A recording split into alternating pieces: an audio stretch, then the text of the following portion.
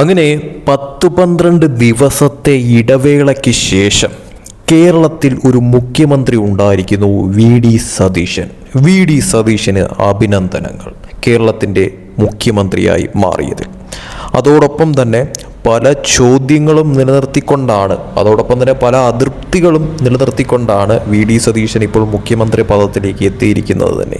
കേരളത്തിൽ 102 സീറ്റും ലഭിച്ച് ഭരണത്തിൽ വന്ന കോൺഗ്രസിന് എന്തുകൊണ്ട് ഇത്രയും ദിവസമായിട്ടും മുഖ്യമന്ത്രിയെ തിരഞ്ഞെടുക്കാനായിട്ട് സാധിക്കുന്നില്ല എന്നുള്ള പരോക്ഷ വിമർശനം വളരെ വലിയ തോതിൽ നേരിടേണ്ടി വന്ന ഒരു പാർട്ടിയാണ് കോൺഗ്രസ് എന്ന് പറയുന്ന പാർട്ടി.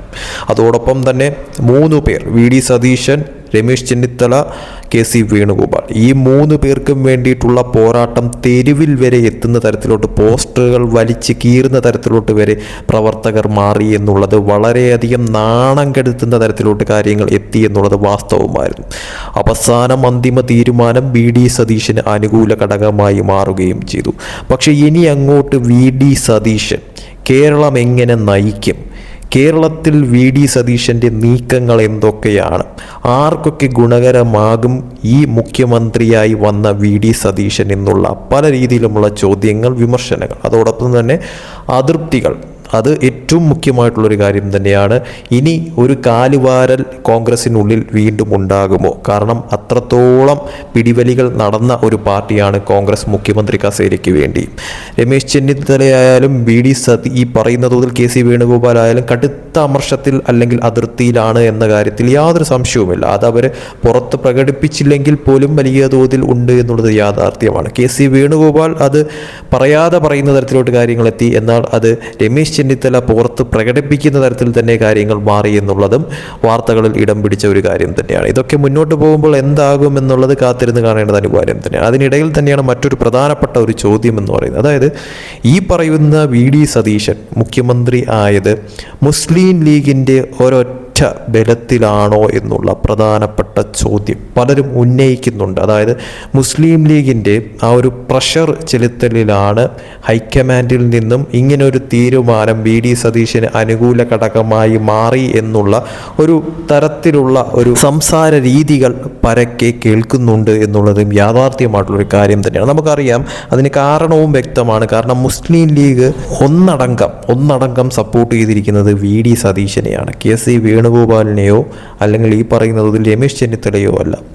MLA-മാരും മറ്റുമൊക്കെ തന്നെ ഈ ഹൈക്കമാൻഡിൽ നിന്നുമൊക്കെ തന്നെ കെ സി വേണുഗോപാലിനാണ് കൂടുതൽ സപ്പോർട്ട് എന്നതിൽ സംശയമില്ല. അതോടൊപ്പം തന്നെ രമേശ് ചെന്നിത്തലയ്ക്കും സപ്പോർട്ടുണ്ട്. പക്ഷേ ഇവരെല്ലാം കടത്തി വെട്ടിക്കൊണ്ട് വി ഡി സതീശൻ എന്തുകൊണ്ട് ആ കസേര ഉറപ്പിച്ചു, മുഖ്യമന്ത്രി കസേര ഉറപ്പിച്ചു എന്നുള്ള ചോദ്യം, അതിൽ എന്തുകൊണ്ട് മുസ്ലിം ലീഗ് ഇത്രയധികം സപ്പോർട്ട് വി ഡി സതീശന് മാത്രം നൽകുന്നു എന്നുള്ള പ്രധാനപ്പെട്ട ചോദ്യം. ഇതിൽ നിന്നെല്ലാം ഏറ്റവും ഹൈലൈറ്റ് ആയിട്ടുള്ള കാര്യം അവസാനം വി ഡി സതീശൻ തന്നെ മുഖ്യമന്ത്രിയായിട്ട് വരികയും ചെയ്തു. അപ്പോൾ ഇതിൽ ഏറ്റവും കൂടുതൽ നേട്ടമുണ്ടാക്കാൻ പോകുന്നത് മുസ്ലിം ലീഗാണ് എന്ന കാര്യത്തിൽ സംശയമില്ല എന്ന് പറയാം. കാരണം മുസ്ലിം ലീഗ് സപ്പോർട്ട് ചെയ്തിരിക്കുന്നത് വി ഡി സതീശനെയാണ്.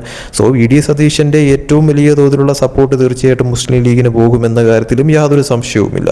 അതോടൊപ്പം തന്നെ അതിൻ്റെ ഗുണഫലങ്ങൾ ഏറ്റവും കൂടുതൽ അനുഭവിക്കാൻ സാധ്യതയുള്ളതും മുസ്ലിം ലീഗ് തന്നെയായിരിക്കും എന്ന കാര്യത്തിൽ സംശയമില്ല.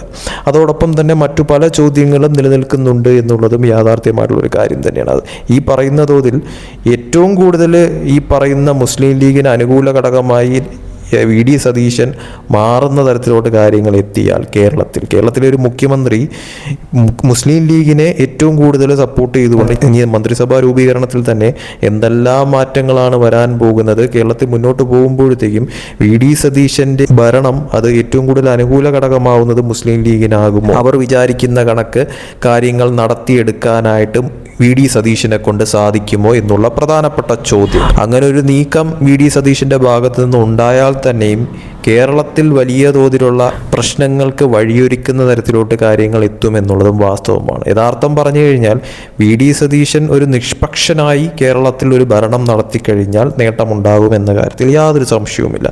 അതല്ല ഒരു സൈഡ് ചായ്വ് വലിഞ്ഞുകൊണ്ട് ആ സൈഡിലേക്ക് സപ്പോർട്ട് മാറി ബാക്കിയുള്ള കാര്യങ്ങളിലെല്ലാം തന്നെയും ഉഴപ്പൻ മട്ടിലേക്ക് കാര്യങ്ങൾ നീങ്ങിയാൽ വി.ഡി. സതീശന് 8ന്റെ പണി കിട്ടുന്ന തരത്തിലോട്ട് കേരളത്തിൽ കാര്യങ്ങൾ മാറാനായിട്ടുള്ള സാധ്യതയും നിലനിൽക്കുന്നുണ്ട്. ഇപ്പോൾ രമേശ് ചെന്നിത്തലയോ കെ.സി. വേണുഗോപാലോ മുഖ്യമന്ത്രിയായി മാറിയിരുന്നെങ്കിൽ ഇത്രയധികം പ്രശ്നം ഉണ്ടാവത്തില്ലായിരുന്നു. കാരണമെന്ന് പറയുന്നത് മുസ്ലിം ലീഗിന് ഇത്രയധികം സപ്പോർട്ട് കിട്ടുന്ന തരത്തിലേക്ക് കാര്യങ്ങൾ എത്തുമെന്നുള്ള വിമർശനങ്ങൾ അവിടെ ഉയരത്തില്ലായിരുന്നു രമേശ് ചെന്നിത്തലയോ കെ.സി. വേണുഗോപാലോ ആയിരുന്നെങ്കിൽ. പക്ഷേ മുസ്ലിം ലീഗ് തന്നെ ഒന്നടങ്കം സപ്പോർട്ട് ചെയ്ത തരത്തിലോട്ട് വി.ഡി. സതീശന് കാര്യങ്ങൾ മാറുമ്പോഴത്തേക്കും മുസ്ലിം ലീഗിനെ ഏറ്റവും കൂടുതൽ സപ്പോർട്ട് ചെയ്യുന്ന തരത്തിലോട്ട് വി.ഡി. സതീശൻ മാറുമെന്ന് ചിന്തിച്ചാൽ പോലും അതിൽ അത്ഭുതപ്പെടാനില്ല എന്ന് വേണം നിലവിലത്തെ സാഹചര്യത്തിൽ പറയാനായിട്ട്. പക്ഷെ ഒരു കാര്യം വ്യക്തമാണ്, ഈ ഒരു തരത്തിൽ വി.ഡി. സതീശൻ ആ ഒരു തരത്തിലോട്ടാണ് നീങ്ങുന്നതെങ്കിൽ ഇവിടെ ഏറ്റവും കൂടുതൽ നേട്ടമുണ്ടാക്കാൻ പോകുന്നത് ശരിക്കും പറഞ്ഞാൽ BJP എന്ന് പറയുന്ന പാർട്ടി ആയിരിക്കും എന്നുള്ളതാണ് എടുത്തു പറയേണ്ടതെന്ന് പറയുന്നത്. കാരണം അങ്ങനെ ഒരു തരത്തിലോട്ടുള്ള ഒരു നീക്കം വി.ഡി. സതീശൻ്റെ ഭാഗത്ത് നിന്ന് മുഖ്യമന്ത്രി കസേരയിൽ ഇരുന്നു കൊണ്ട് ഉണ്ടായാൽ അതിനുള്ള ഗുണഫലങ്ങൾ മുസ്ലിം ലീഗ് നേടിയെടുക്കുന്ന തരത്തിലോട്ട് കാര്യങ്ങൾ മാറിയാൽ വി.ഡി. സതീശൻ്റെ മേൽ ആധിപത്യം സ്ഥാപിക്കാനായിട്ട് മുസ്ലിം ലീഗ് തുനിഞ്ഞാൽ കോൺഗ്രസ് ഒന്നടങ്കം മുസ്ലിം ലീഗിന് കീഴിലോട്ട് മാറുന്ന തരത്തിലോട്ട് കാര്യങ്ങൾ മാറിയാൽ കേരളം പോലുള്ള ഒരു സ്ഥലത്ത് BJP എന്താണോ ലക്ഷ്യം വെക്കുന്നത് ആ ഒരു തരത്തിലേക്ക് കോൺഗ്രസ് BJPയുടെ കൈക്കുമ്പിളിൽ കാര്യങ്ങൾ എത്തിച്ചു കൊണ്ട് കൊടുക്കുന്ന തരത്തിലോട്ട് കാര്യങ്ങൾ എത്തുമെന്നുള്ളതാണ് അതിൽ നിന്ന് 100% മനസ്സിലാക്കാൻ പറ്റുന്ന ഒരു കാര്യമെന്ന് പറയുന്നത്. അങ്ങനെ ഒരു നീക്കമാണ് വി.ഡി. സതീശൻ്റെ ഭാഗത്ത് നിന്ന് ഒരു ഭരണം ആ ഒരു തരത്തിൽ ഉണ്ടാവുകയാണെങ്കിൽ, പകരം ഒരു നിഷ്പക്ഷ ഭരണം ആ ഒരു തരത്തിൽ ആരെയും പ്രീതിപ്പെടുത്താതെ സ്വന്തം നിലപാടിൽ ഉറച്ചുകൊണ്ട് ഒരു മുഖ്യമന്ത്രിയായിട്ട് മുന്നോട്ട് പോകാനായിട്ട് വി.ഡി. സതീശന് സാധിച്ചു കഴിഞ്ഞാൽ അതൊരു നേട്ടമായി മാറും. അതല്ല ഈ പറയുന്ന തോതിൽ വി.ഡി. സതീശനെ ഏറ്റവും കൂടുതൽ സപ്പോർട്ട് ചെയ്ത മുസ്ലിം ലീഗിന് അനുകൂല ഘടകമായി മാറുന്ന തരത്തിലോട്ട് കേരളത്തിലെ കോൺഗ്രസ് ഉൾപ്പെടെ മാറുന്ന തരത്തിലോട്ട് കാര്യങ്ങൾ വി.ഡി. സതീശൻ എത്തിച്ചാൽ അത് തീർച്ചയായിട്ടും ഇനി വരുന്ന 5 കൊല്ലം കൊണ്ട് കോൺഗ്രസ് എല്ലാ അർത്ഥത്തിലും അടിവേരിളകുന്ന തരത്തിലോട്ട് കാര്യങ്ങൾ എത്തുമെന്നുള്ളതാണ് വാസ്തവം എന്ന് പറയുന്നത്. അതിൻ്റെ ഏറ്റവും കൂടുതൽ ഗുണഫലങ്ങൾ കിട്ടാൻ പോകുന്നത് ഇവിടുത്തെ BJPക്കായിരിക്കും എന്നുള്ളതാണ് വാസ്തവം എന്ന് പറയുന്നത്. അതായത് അവർ എന്താണോ വിചാരിച്ചിരുന്നത്, അവരുടെ തന്ത്രങ്ങൾ എന്തായിരുന്നോ ആ തന്ത്രങ്ങൾക്ക് മീതെ കോൺഗ്രസ് അവർക്കൊരു ഗോളടിക്കാനായിട്ടുള്ള ഒരു അവസരം ഉണ്ടാക്കി കൊടുക്കുന്ന തരത്തിലോട്ട് അവരുടെ കൈക്കുമ്പിളിൽ കൊണ്ടെത്തിക്കുന്ന തരത്തിലോട്ട് കാര്യങ്ങൾ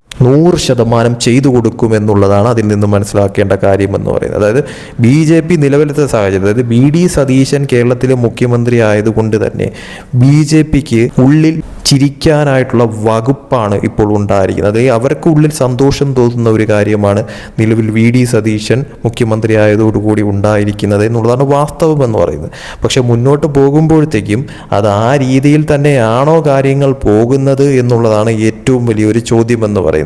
ഇനി ആ രീതിയിൽ തന്നെയാണ് കാര്യങ്ങൾ പോകുന്നതെങ്കിൽ അത് UDFനെ സംബന്ധിച്ചിടത്തോളം കേരളത്തിൽ വലിയൊരു തിരിച്ചടിയായി മാറുന്ന തരത്തിലോട്ട് കാര്യങ്ങൾ എത്തുകയും അതിൻ്റെ നേട്ടം കൊയ്യാനായിട്ട് BJP തുനിഞ്ഞിറങ്ങുകയും ചെയ്യുന്ന ഒരു അവസ്ഥയിലോട്ട് കാര്യങ്ങൾ എത്തും. എന്തായാലും ആ ഒരു തരത്തിലോട്ട് കേരളത്തിലെ പുതിയ മുഖ്യമന്ത്രിയായിട്ട് വന്ന വി.ഡി. സതീശൻ തുനിയാതിരുന്നു കഴിഞ്ഞാൽ അത് UDFനും വി.ഡി. സതീശനും നേട്ടമെന്ന് പറയാം. അതല്ല ആ ഒരു തരത്തിലോട്ട് വി.ഡി. സതീശനും കോൺഗ്രസിനെയും മാറ്റുന്ന തരത്തിലോട്ട് കാര്യങ്ങൾ എത്തിയാൽ അത് ഏറ്റവും കൂടുതൽ ഗുണമായി മാറുന്നത് BJP എന്ന് പറയുന്ന പാർട്ടിക്കായിരിക്കും എന്നുള്ളതും അടിവരയിട്ട് പറയാൻ പറ്റുന്നൊരു കാര്യം തന്നെയാണ്.